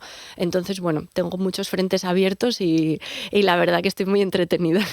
La de Inés es lo que me conecta con el mundo realmente. Lo tocas en el libro. ¿Qué papel tienen los residuos en todo esto? Porque no sé si basura es siempre igual a residuo y viceversa. Bueno, el concepto basura es algo que parece que es algo lingüístico, ¿no? Pero el concepto basura lo asociamos con la actividad humana porque no entendemos que la naturaleza tenga basura, ¿verdad? Es una palabra que asociamos a nuestra productividad y a nuestra forma económica, ¿no? Pero la basura, la naturaleza también tiene basura y lo vemos ahora en el otoño, ¿no? En el otoño, pues yo a veces les digo a los niños, ¿ya este bosque qué día de la semana pasa el barrendero? Y claro, no pasa ningún día el barrendero en el bosque, ¿no?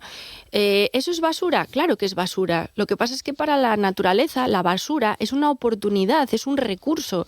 Eso se transforma en otra cosa. Y lo que es un desperdicio o es un residuo para un árbol es alimento para un hongo. Y esa cadena no para. La materia siempre se está transformando. Eso que siempre oímos de la materia no se destruye, se está siempre en continua transformación. Bueno, pues ese es el concepto de la economía circular. Eso es la circularidad, que tantas veces ya estamos escuchando. Y es la definición perfecta. Un bosque es la definición perfecta de economía circular.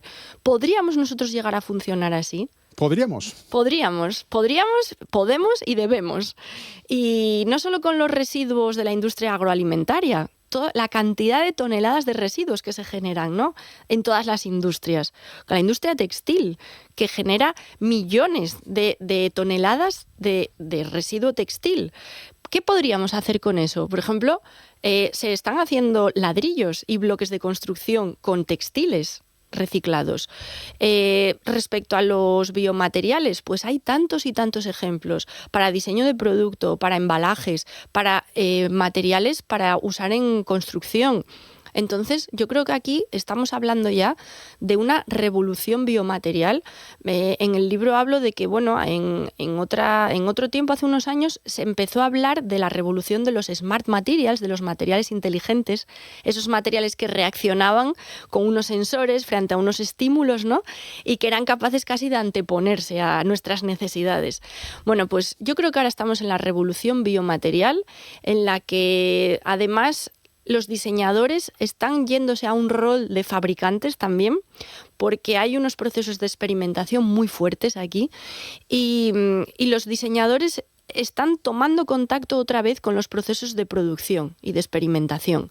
Entonces ya parece que no está todo de la mano de esa fábrica que fabrica ese material, sino que en muchos laboratorios a pequeña escala, en cocinas, los diseñadores se están lanzando con esta experimentación.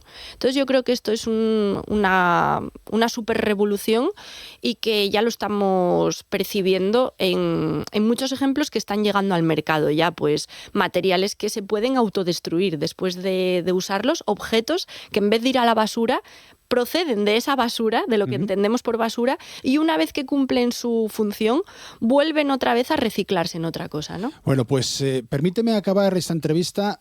Marlene López, autora de Edificios como árboles, ciudades como bosques, reimaginando el futuro habitado, con palabras de tus editores, de los responsables de Erasmus Ediciones, de Antonio Cuesta y de Raúl López. Aseguran en la nota editorial que acompaña a esta obra que la naturaleza lleva milenios susurrando sus secretos arquitectónicos. Marlene no solo ha aprendido a escucharlos, nos enseña a traducirlos. El futuro de nuestras ciudades crece en estas páginas. Marlene López, muchísimas gracias. Gracias a vosotros.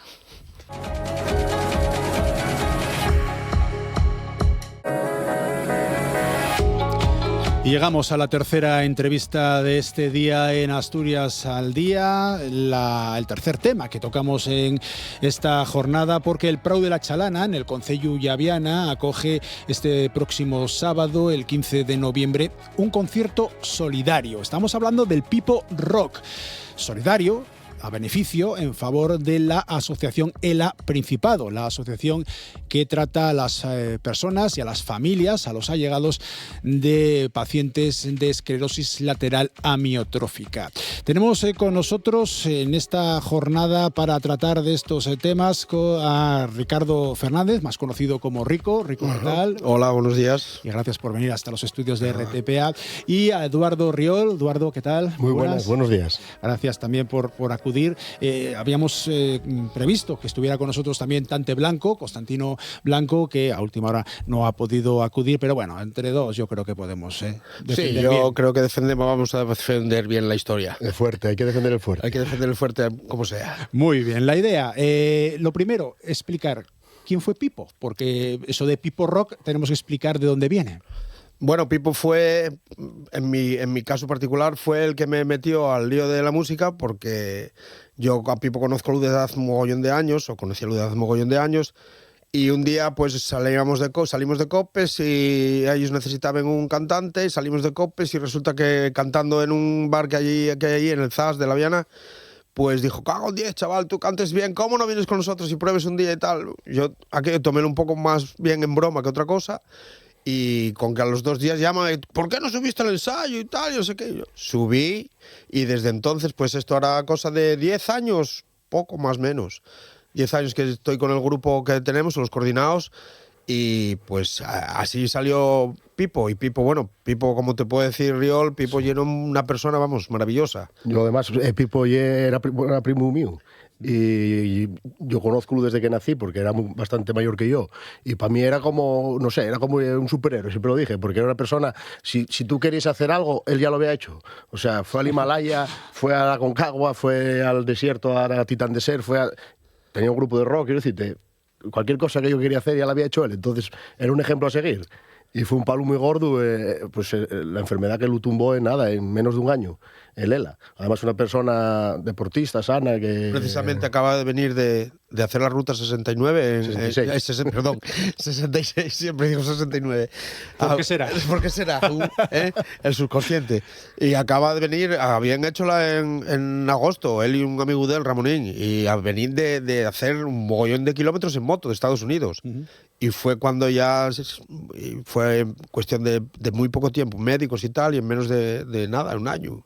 Acabó con él. Además, una de las enfermedades de lo más peor. Duras que puedan existir. De lo peor. Crueldad pura.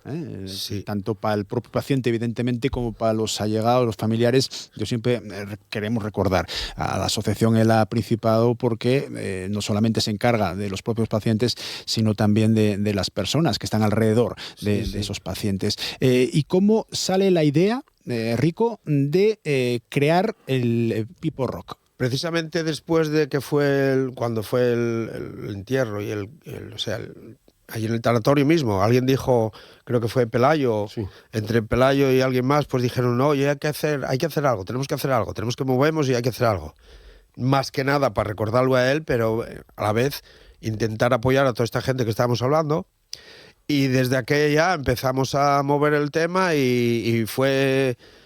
Además fue muy rápido todo, porque yo liéme, como siempre digo también, liéme la manta a la cabeza y empecé a meterme en el rollo, voy a buscar un escenario, voy a buscar un sitio para hacerlo, voy a buscar gente que me apoye y tal, y nada, en menos de nada pues salió. Y quedamos desbordados porque no llegué que nos echaran una mano, y que nos echaron miles de manos. O sea, sí. Todo el mundo quiso ayudar, pidiendo gente poder tocar también en el festival, que claro, no hay tiempo para... Hay grupos que quieren tocar y al final, oye, está tasado porque tampoco puedes organizar un festival. ¿Al final cuántos? 7? Este año somos 5. El año pasado éramos 4. Este año somos 5 ya. Vamos poco a poco creciendo. Este año van a estar McAllister, Tante Blanco y Lastroza, Escalón, Trujas y Coordinados. Y yo que no sé contar. 5 grupos que tocan en este Pipo Rock en el Prau de la Chalana en Llaviana el sábado 15. Va a haber también comida. Sí, este año tenemos pensado pues hacer un poco sesión vermú. Van a ir la banda de acordeones de Villoria y va a ir la banda música de la Viana. Y entonces esas dos actuaciones vamos a hacerles por la mañana en plan de un poco de vermú y tal. Bueno, por la mañana, hacia la 1. Sí, hacia la 1. Tampoco hay que madrugar mucho. No hay que madrugar, no. Madrugar nada, hora vermú. Y después del vermú, pues tenemos preparada una paella solidaria. Hay tickets a la venta por la zona de la Viana y hay tickets a la venta también en Langreo, en Sama, en Musical Zenit. El Musical Zenit. Y en la Viana sería en el Bar Cuébanu, en Deportes Montes y en Bolsos Beatriz y Complementos. Todo eso en la Pola, ¿eh? Sí, todo eso en la Pola. Vale, esa sería la forma de colaborar. Colaborar. Compres un ticket, tenemos preparados unos tickets, compres un ticket, serían 5 euros para la paella, y compres el ticket y vas y tienes un platín de paella. Vale, porque entrar solamente a los conciertos... No, eso ya es todo entrada libre. Vale, hombre, podríamos tener el detalle, aunque no fuéramos a comer la paella, sacar el ticket igual, para colaborar de alguna forma. Exactamente, hay gente que no quieren el ticket, pero van y en los huches que hay puestos en estos sitios, van y colaboran metiendo algo de dinero en la hucha. Porque reiteramos, todo eso va para el Principado. El Principado. Que además va a poner un stand allí, como ya hizo el año pasado, va a vender camisetas, va a vender pulseres, hay huches solidarios para colaborar. Habrá, supongo que lotería también, el año el pasado también ellos hacen una lotería para Navidad y creo que lleven también la lotería. Vale, ¿cómo os arregláis? Porque todo eso, hay producción detrás, todo eso, aunque los grupos, los artistas no cobren por su trabajo, todo eso conlleva, pues eso, técnicos de sonido, entiendo que también tendrá alguien que cocinar. Hay voluntarios que colaboren y después también el Ayuntamiento de la Viana va a colaborar con nosotros en el tema de los técnicos de sonido y demás. Va a encargarse el Ayuntamiento de la Viana, va a ser el que contrata a una empresa para cubrir el evento. Vale, en el caso de Coordinaos, que quede claro, con K y con una O nada más, acabado en os. Está claro de dónde viene la intervención, la participación en el Pipo Rock, porque Pipo formaba parte de Coordinaos. Era el guitarrista, ya te digo, fue el que me metió a mí, pero Pipo era el guitarrista que teníamos. Además tocaba bien el cabrón, no era un Beethoven ni nada, pero bueno, nos salvaba de mucho, sí. Y sí, Coordinaos fuimos los promotores básicamente, con la ayuda de Pelayo, ya digo, de los Trujas y tal, pero fuimos los promotores de todo esto y de hecho tenemos el local allí de lado. El local nuestro de ensayo siempre fue allí en La Chalana. Bueno, miento, no siempre fue en La Chalana. Nacimos en Valdelesabelles, crecimos en Casatuni y nos formamos en La Chalana. Y sí, la idea fue nuestra, pero bueno, y a la vez quisimos homenajearlo a él y ya que fue de este tema del ELA, pues intentar dar luz a esta enfermedad tan mala y que todo el mundo colaborara un poco. Los del ELA se volcaron, impresionante. Lo mismo que intentamos, yo busqué para el escenario, por ejemplo, uno de los mejores amigos de Pipo era el alcalde, sigue siendo el alcalde de Sobrescobio, sin problemas. Marcelo. Sí. Marcelo. ¿Queréis un escenario? Tenéis el escenario. El chaval de La Chalana, del restaurante La Chalana, ¿qué necesitáis? Corsino. Puso la carpa grande y la barra de donde vamos a vender la bebida, que va también dirigido todo, o sea, lo recaudado para Lela. Y también por la tarde va a haber, que esto no sé si lo traerá al cartel ahora mismo, no me acuerdo, pero va a haber un bollo preñado, o sea, un bollo con chorizo. Pero yo tenía entendido eso, que no era chorizo normal, bollo o chorizo habitual, criollo. Vamos a decir, criollo. En los que, por ejemplo, la carne para la paella y todo esto pues colabora. Por ejemplo, creo que este año va a dar el Alimerca, me dijo que iba a dar, porque Alimerca da unos vales así para cuando se hace una cosa de estos, y da unos vales solidarios de esos, y creo que va a colaborar con un vale para aportar para la paella. Embutidos Salto en Alón creo que va a colaborar también, no dando el chorizo, pero sí bajando precio y intentando que salga todo más económico, y así lo vamos haciendo. El ayuntamiento colabora con el sonido, creo que va a llevar la empresa Furia, y vamos a ver. Y todo colaboraciones, no cobra nadie saca nada de dinero, los artistas por ejemplo, La Chalana no hemos cobrado nada por todo el recinto, ni por la barra, ni por nada. Toda la bebida vamos a encargarla también a una empresa de allí de la Viana, La Seronda, Y claro, evidentemente, vamos a vender todo lo que el año pasado a las 11 de la noche acabóse todo. habían vendidos en 1.360 lates. Pero eso era porque lleváis poques. Llevamos pocos. Este año tenemos encargadas 3.000 lates. Va creciendo la cosa poco a poco y esperemos que este año no sea el último. Queremos intentar que siga un poco. Musicalmente, estamos hablando de coordinados. ¿Para cuándo el disco? Bueno, nosotros... Luego hablamos de los de Marriol, ¿eh? Nosotros no... Mira, lleven diciéndonoslo, mira, llevamos 8, 9, 10 años, no sé cuánto, y todo el mundo me dice, ¿cuándo grabáis un disco? No somos grupo de grabar discos, porque hacemos versiones. Somos un grupo de versiones y sí, tenemos una versión de los Doors y tenemos otra versión de Stephen Dorr, la de How Going to Hell y todas esas cosas, pero con letra nuestra. Entonces no nos gusta sacar un disco que sea una versión de un grupo bueno con letra nuestra, ¿entiendes? No, de momento estamos ahí. Ya estaba hablando yo con Riolo antes, queremos hacer una grabación de una canción nuestra para tenerla de fondo si algún día hacemos un vídeo o cualquier cosa, pero no somos grupo de grabar discos. Ellos sí. Trujas sí. Trujas sí. Trujas ya tiene un disco. No, tenemos dos. Dos. Cumplimos 13 años precisamente. Espera un segundín. Vamos a ver, Diego Fernández, nuestro técnico, vamos a ver cómo suena esto de Trujas. En este caso, con alguien que no se conoce nada en la cuenca, que son los berrones. Fijo. No sé si vos suena de algo. Vamos a ver cómo suena y seguimos charlando.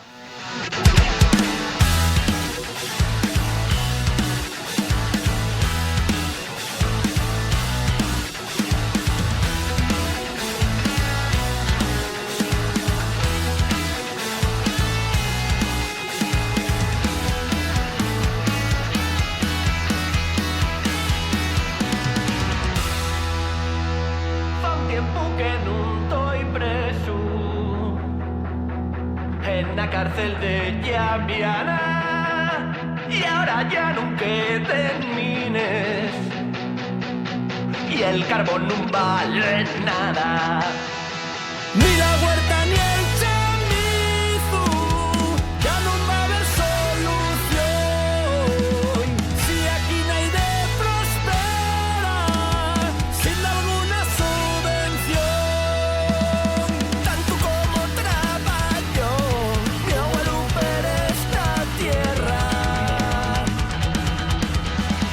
oscureció y toda la sangre, los pulmones fecho piedra. Repítese la historia, sea oro, sea carbón. Quedamos con la escoria, el fumo y el rencor. Tanto que hemos prometieron la reindustrialización. Gastaronlo en mariscajes y en llenar el socolchón. Y ahora la juventud está teniendo que emigrar. Solo va a haber chavalinos en el paraíso natural.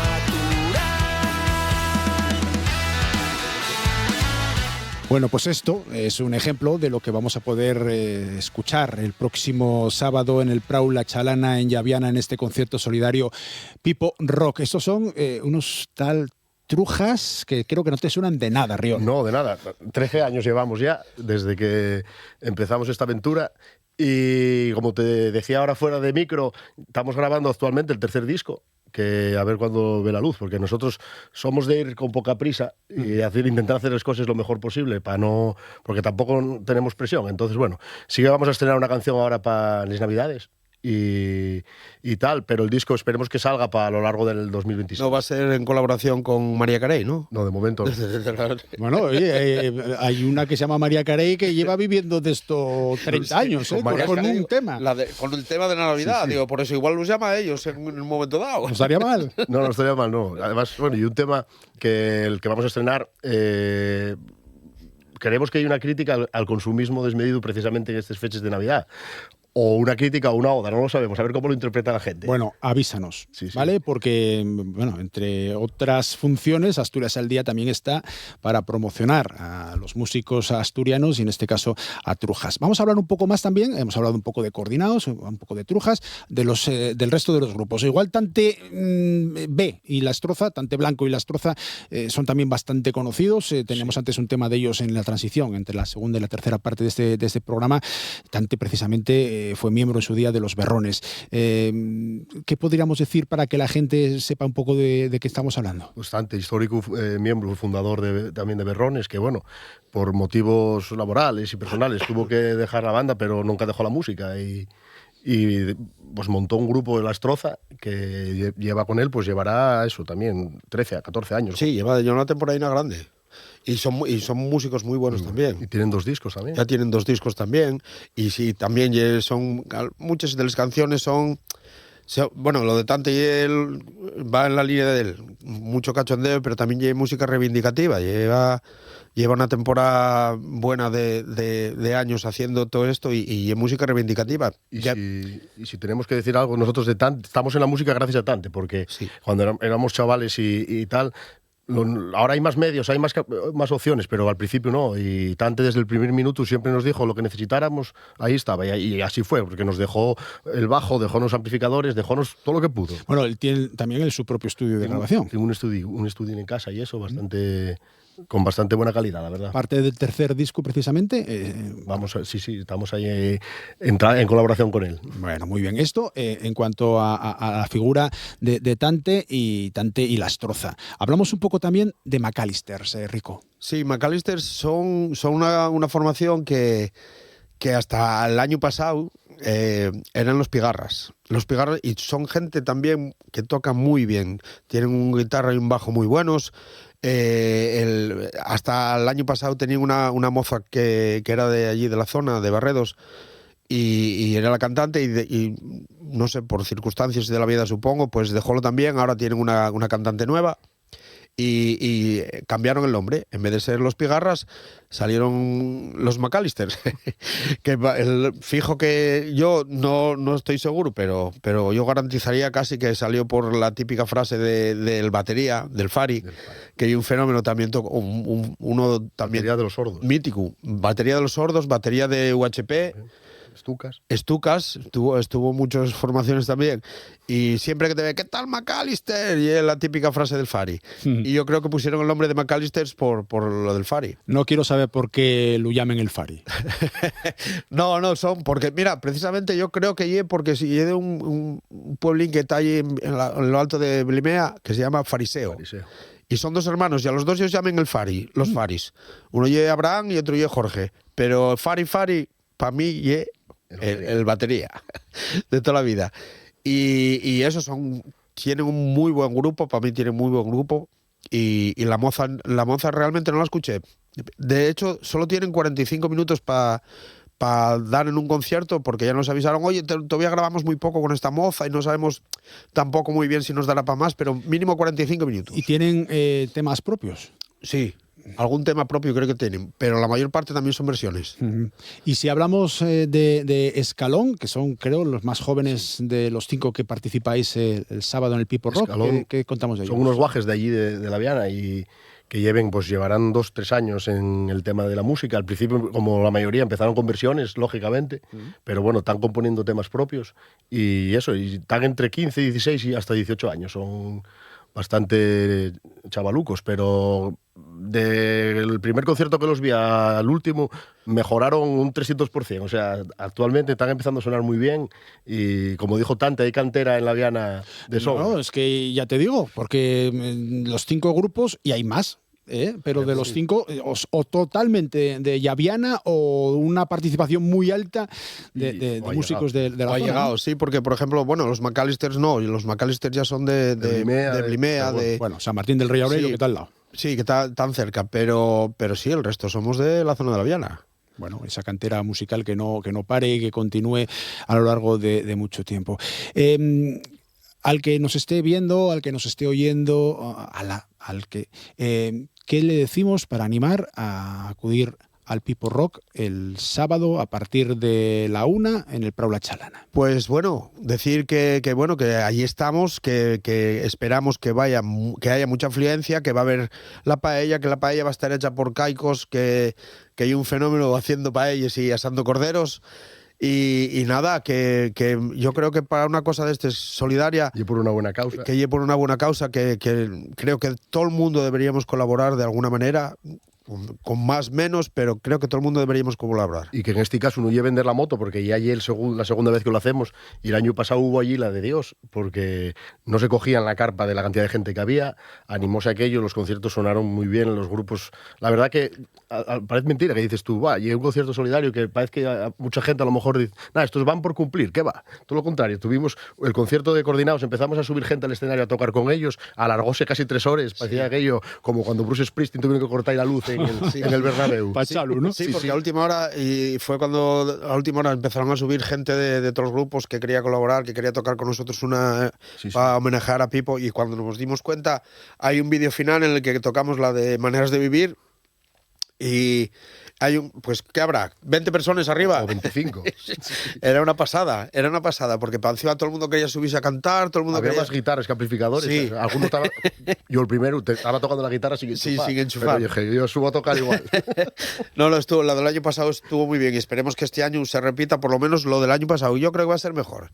Este año creo que va a dar más bombo aquello, porque yo creo que la gente dase cuenta de que hay para una buena causa. Claro. Y el boca a boca también funciona muy bien, y quieras que no, pues yo creo que este año va a pegar más. La folicia que se monta, bueno. El año a vista 15 días que se hizo el concierto a favor de Palestina en La Viana y tal, que hubo 12 horas de música non-stop, y fue muy grande. Y nos entraban en la plaza, es decir, en las actuaciones grandes que fueron Nubero y Rodrigo Trujas. Cuevas y Trujas, y Sebra, que también estuvieron, pues aquí en la carpa no da, es que yo estaba pegado a una valla y llegaba un momento en que parecía que estábamos viendo a los ACDC o algo de eso, que te empuja la gente contra la valla y tal, pero muy buena gente. Bueno, y todavía no se ha celebrado la segunda edición, pero entiendo que ya hay ideas para la tercera. Entiendo que ya vais trabajando. Sí, la idea es crecer, intentar crecer poco a poco. El año pasado éramos 4 grupos, este año 5,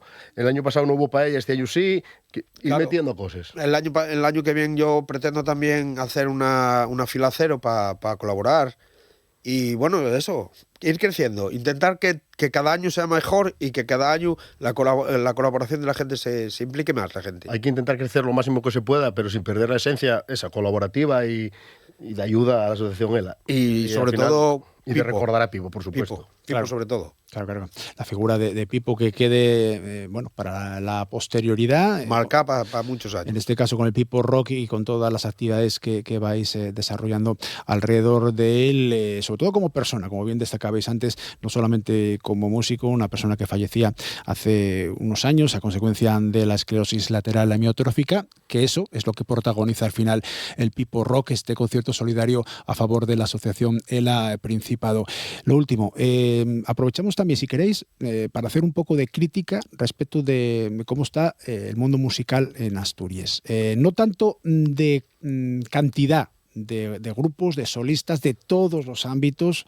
Está muy de moda ahora les pandereteres, pero hay música de todos los estilos en Asturias. No sé si hay tantos sitios como para albergar a tantos músicos para tocar. Yo creo que estamos ahora viviendo una época en cuanto a cantidad y calidad de grupos muy buena, casi equiparable a lo que fue el Season Sound o tal, porque no paren de surgir grupos y además en zonas como por ejemplo en La Viana hay 5 grupos ahora mismo, que eso era impensable. Antes estaban los Berrones y otro grupo, 2, no había más. Y ahora constantemente. Pero el problema es que no hay donde tocar. Claro. En la cuenca ahora mismo no tienes donde tocar casi, quitando el Telva. En la pocos sitios. Y todo suele ser todo tema de legislación, porque a última hora sale la típica ley de que no puedes tocar en la calle, de que no puedes tocar en bares, de que no puedes hacer... Y de que no puedes. Lo primero que te dicen es que no se puede, porque hay una ley que no te lo permite. Y después vamos al otro ámbito, vamos al ámbito de que no hay locales para ensayo. Ese era otro tema que yo quería decir, que, por ejemplo, nosotros desde bien jóvenes tuvimos que buscarnos la vida para ensayar. Gracias al Real Titánico de la Viana, que nos dejó un local social que tenía, y ensayábamos en el local del Real Titánico, pudimos echar esto a andar, si no era imposible. Y Escalón están ensayando en un local sin acondicionar de ninguna manera. Nosotros tenemos... Está mal que yo lo diga, pero ahora mismo nosotros tenemos el mejor local de ensayo de Asturias, posiblemente. No hay un local como el nuestro. Estamos apartados de toda la población. ¿No molestáis? No molestamos a nadie. No me venga a molestar tampoco, coordinados. Son grandes músicos y escuchar... Pero tenemos 72 metros cuadrados, tenemos escenario a 2 alturas, tenemos barra de bar, tenemos zona chill out, tenemos de todo. Y resulta que ahora vamos a tener que dejarlo y no tenemos para dónde ir. Tenemos que dejarlo porque se va a hacer una obra y tal, y no tenemos para dónde ir. Y resulta que en el cine de la Viana se va a adecuar porque lo compró el ayuntamiento y tal, y esperamos que en la parte de abajo intenten por lo menos, no que lo hagan todo, pero 1 o 2 locales de música para ensayar los grupos que tenemos tantos en la Viana, que por lo menos que se haga eso. Pues a ver si es verdad. Estamos hablando con Ricardo Fernández, con Eduardo Riol, con este concierto solidario en el Prado de la Charana en Llaviana. A partir de la 1 de la tarde y hasta altas horas de la madrugada, el Pipo Rock a favor de la asociación El Principado. Gracias y que salga todo muy bien. Muchas gracias a vosotros. Muchas gracias.